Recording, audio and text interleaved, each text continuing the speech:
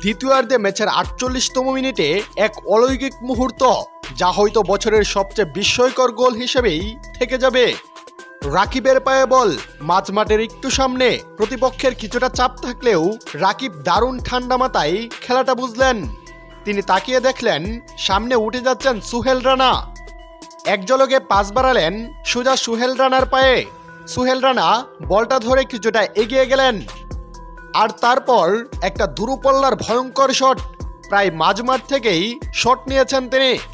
বলটা হাওয়ায় উঠছে, গোলকিপার নিজের জায়গা থেকে লাফিয়ে উঠেছেন, কিন্তু না, কিছুতেই থামাতে পারলেন না। বলটা সরাসরি জালে।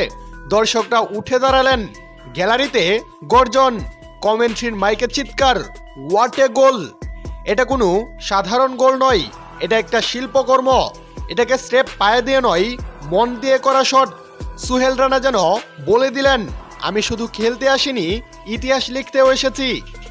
আর এতেই ভুটানের বিপক্ষে দ্বিতীয়ার্ধে দারুণ এক গোলে ২-০ এগিয়ে যায় বাংলাদেশ দল।